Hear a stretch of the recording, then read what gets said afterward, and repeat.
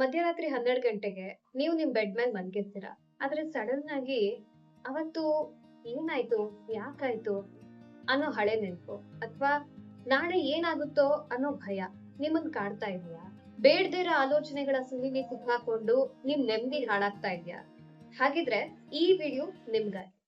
3, 2, 1. ನಮ್ ತಲೆಯಲ್ಲಿ ಬರೋ ಆಲೋಚನೆಗಳು ಈ ಮೊಬೈಲ್ ಅಲ್ಲಿ ಬ್ಯಾಕ್ ಗ್ರೌಂಡ್ ಅಲ್ಲಿ ರನ್ ಆಗ್ತಿರೋ ಆಪ್ಸ್ ತರ. ನಾವು ಆ ಆಪ್ಸ್ ನ ಯೂಸೇ ಮಾಡ್ತಿರಲ್ಲ, ಆದ್ರೂ ಕೂಡ ಬ್ಯಾಕ್ ಗ್ರೌಂಡ್ ಅಲ್ಲಿ ಓಡ್ತಾನೆ ಇರುತ್ತೆ. ಫೋನ್ ಬ್ಯಾಟ್ರಿ ಮತ್ತೆ ಸ್ಪೀಡ್ ನ ಕಡಿಮೆ ಮಾಡ್ತಾನೆ ಇರುತ್ತೆ. ಓವರ್ ಥಿಂಕಿಂಗ್ ಕೂಡ ಹಾಗೇನೆ, ನಮ್ ಲೈಫ್ ಬ್ಯಾಟ್ರಿನ ಖಾಲಿ ಮಾಡ್ತಾನೆ ಇರುತ್ತೆ. Thinking is good, but over thinking is toxic. ಇದ್ರ ಬಗ್ಗೆ ಒಂದ್ ಕಥೆ ಕೇಳಿ. ಒಂದ್ಸಲ ಒಬ್ಬ ವ್ಯಕ್ತಿ ದೋಣಿ ನಡೆಸ್ತಾ ಹೋಗ್ತಾ ಇರ್ತಾನೆ. ಸಡನ್ ಆಗಿ ಆ ದೋಣಿಗೆ ಒಂದ್ ಸಣ್ಣ ತೂತು ಬೀಳುತ್ತೆ. ತೂತಿಂದ ನೀರು ಒಳಗ್ ಬರೋಕೆ ಶುರು ಆಗುತ್ತೆ. ಆ ವ್ಯಕ್ತಿ ತಕ್ಷಣ ದೋಣಿಲಿರೋ ನೀರನ್ನೆಲ್ಲ ತೆಗೆದು ಹೊರಗ್ ಹಾಕಿ ತಾನ್ ದಡ ಹೇಗ್ ಸೇರ್ಬೇಕು ಅನ್ನೋದನ್ನ ಯೋಚನೆ ಮಾಡ್ಬೇಕಿತ್ತು. ಆದ್ರೆ ಅವ್ನ್ ಏನ್ ಮಾಡ್ತಾನೆ ಗೊತ್ತಾ? ಈ ತೂತ್ ಯಾಕಾಯ್ತು? ನೀರೆಷ್ಟ್ ಆಳ ಇದೆ? ಗಾಳಿ ಯಾಕ್ ಕಡೆ ಬೀಸ್ತಾ ಇದೆ? ಗಾಳಿ ಯಾಕೆ ಹಿಂಗ್ ಬೀಸ್ತಾ ಇದೆ? ಒಂದ್ ವೇಳೆ ನಾನ್ ಮುಳುಗಿದ್ರೆ ಏನ್ ಮಾಡೋದು? ಈ ತರ ಅನವಶ್ಯಕವಾಗಿ ಯೋಚನೆ ಮಾಡ್ತಾ ಕೂರ್ತಾನೆ. ಬೇಡ್ದಲೇ ಇರೋ ಯೋಚನೆಗಳನ್ನ ಮಾಡ್ತಾ ಮಾಡ್ತಾ ಟೈಮ್ ಕಳೆದು ಹೋಗುತ್ತೆ. ನೋಡ್ತಾ ನೋಡ್ತಾ ದೋಣಿ ಪೂರ್ತಿ ಮುಳುಗ್ ಹೋಗುತ್ತೆ. ದೋಣಿಗೆ ತೂತಾದಾಗ ನಾನ್ ಹೇಗ್ ದಡ ಸೇರ್ಬೇಕು ಅನ್ನೋದನ್ನ ಯೋಚನೆ ಮಾಡ್ಬೇಕಾಗಿರೋದು ಸ್ಮಾರ್ಟ್ ಥಿಂಕಿಂಗ್. ಅದೇ ದೋಣಿಗೆ ತೂತ್ ಯಾಕಾಯ್ತು, ಯಾಕೆ ಇದೆಲ್ಲ ಆಗ್ತಾ ಇದೆ, ನಾನ್ ಮುಳುಗೋದ್ರೆ ಏನ್ ಮಾಡೋದು, ಇದನ್ನೆಲ್ಲ ಯೋಚನೆ ಮಾಡೋದು ಓವರ್ ಥಿಂಕಿಂಗ್. ಓವರ್ ಥಿಂಕಿಂಗ್ ಯಾವ ಸಮಸ್ಯೆಗೂ ಪರಿಹಾರ ಕೊಡಲ್ಲ, ಅದ್ರ ಬದಲು ಅದೇ ಒಂದು ಸಮಸ್ಯೆ ಒಳಗೆ ನಮ್ಮನ್ನ ಮುಳುಗಿಸ್ಬಿಡುತ್ತೆ.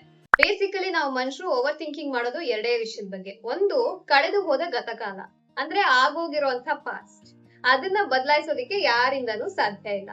ಎರಡನೇದು, ಬಾರದಿರುವ ಭವಿಷ್ಯ, ಅಂದ್ರೆ ಇನ್ನೂ ಬರ್ದಲೇ ಇರುವಂತಹ ಫ್ಯೂಚರ್. ಅದು ನಮ್ ಕೈಯಲ್ಲೇ ಇಲ್ಲ. ನಮ್ ಕೈಯಲ್ಲಿರೋದು ಈ ಕ್ಷಣ ಮಾತ್ರ, ಅಂದ್ರೆ ಪ್ರೆಸೆಂಟ್ ಮೂಮೆಂಟ್. ಹಾಗೆ ಓವರ್ ಥಿಂಕಿಂಗ್ ಅಥವಾ ಅನ್ನೆಸೆಸರಿ ಬೇಡದೇ ಇರುವಂತಹ ಆಲೋಚನೆಗಳು ಬಂದಾಗ ಏನ್ ಮಾಡ್ಬೇಕು? ಮೊದಲನೇದಾಗಿ ನೀವ್ ಯೋಚನೆ ಮಾಡ್ಬೇಕಾಗಿರೋದು, is this in my control, ಅಂದ್ರೆ ಇದು ನನ್ನ ನಿಯಂತ್ರಣದಲ್ಲಿ ಇದೆಯಾ ಅಂತ. ಸೊ ಅದಿದೆ ಅನ್ನೋದಾದ್ರೆ ಅದಕ್ಕೆ ಏನ್ ಮಾಡ್ಬೇಕು ಅದನ್ನ ಮಾಡಿ, ಇಲ್ಲ ಅಂತಂದ್ರೆ ಅದನ್ನ ಅಲ್ಲೇ ಬಿಟ್ಬಿಡಿ. ಎರಡನೇದಾಗಿ, ನಿಮ್ಮ ಮನಸ್ಸಲ್ಲಿ ಬರ್ತಿರೋಂತ ಆಲೋಚನೆಗಳನ್ನ ಒಂದು ಹಾಳೆ ಮೇಲೆ, ಒಂದ್ ಪೇಪರ್ ಮೇಲೆ ಬರಿತಾ ಹೋಗಿ. ಸೊ ಬರಿತಾ ಬರಿತಾ ನಿಮ್ ಮನ್ಸು ಹಗುರ ಆಗುತ್ತೆ. ಡೆಫಿನೆಟ್ಲಿ 2 ಸ್ಟೆಪ್ಸ್ ನಿಮಗೆ ಹೆಲ್ಪ್ ಆಗುತ್ತೆ. ಟ್ರೈ ಮಾಡಿ ನೋಡಿ. ಒಂದ್ ಚೆನ್ನಾಗಿ ನೆನ್ಪಿಟ್ಕೊಳ್ಳಿ, ಜೀವನ ಅಂತಂದ್ರೆ ಪ್ರತಿಯೊಂದಕ್ಕೂ ಉತ್ತರ ಹುಡ್ಕೋದೇ ಅಲ್ಲ.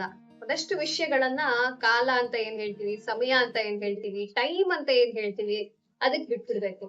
ಯಾಕಂದ್ರೆ ಟೈಮ್ ಹೀಲ್ಸ್ ಎವ್ರಿಥಿಂಗ್.